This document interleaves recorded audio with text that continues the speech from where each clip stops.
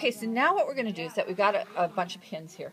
We're going to take and put this edge to this edge right sides together. Okay, so I'm going to pick this up, and I don't know if you remember that. Okay, I'm going to sew this edge to this edge, but now this is going to hang much straighter when I do this. It looks like quite a mess right now, but I'm going to put this edge to this edge here. You see how it's almost like a decoration, but you see how these two edges I'm sewing together are really straight.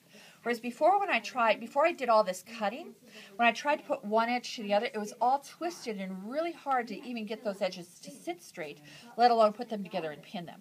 All right? So, and then the other thing, the good reason to pre-cut this is that when you've got it in a tube, in a spiral, how are you going to cut that with a rotary cutter? Now, either you're going to have to freehand cut it, or put a ruler down and cut like 6 inches at a time and keep moving it, or you're going to have to cut it with the scissors. It's going to take a very long time, and it's going to be hard to do accurate and smoothly. And so I want to do something that's going to make it easier overall. Now what I do is that whenever you have two corners, now we have a really tight corner, less than 90 degrees is called an acute angle. Greater than 90 degrees is called an oblique angle or obtuse. Whatever we want to say there is that if we put the angles together here, if I sew along, this is my stitching line, this chalk line here. If I sew there and then I open it up, the edges don't meet. There's a big step here, okay? So you do not match the corners when you have two different types of corners. You match the sewing line.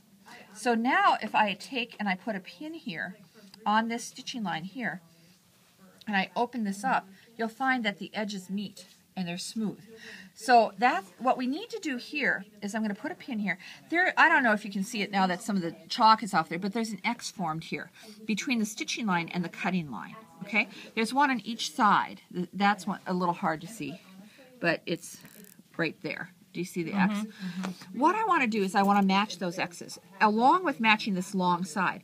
So if I go like this and go through that X, I'm hoping it's going to go through that X. It's a little off, so I'm going to pull this fabric off of the pin, and I'm going to put the pin right through the middle of that X. I'm going to make sure that these edges are together, and I'm going to pinch it together and put that pin through, okay? Now the thing is that this is one time when I'm going to recommend, oh, look it came right through it. It came right through the X. This is one time when I'm going to suggest that you sew over the pins. Okay.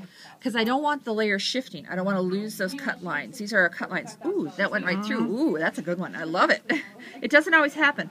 What I do is that if it doesn't match up and one side's a little longer than the others, now that doesn't quite match, I'll pull the pin off of the one layer, move it over until it does match, pinch those together, and then just rotate the pin and put it through, okay? Here, I'll turn it so it's a little easier to see. So there, you know, and I usually just try and put this straight up and down to see if it hits it. It's a little off, so I can slide that over, put it through again, and that's right on. Then I'll just tip that and put it through. And then here, I know. My mom was a teacher, and that's off. So then I'll just take this. A nice card just saying, thank you, I've enjoyed your class, that kind of thing.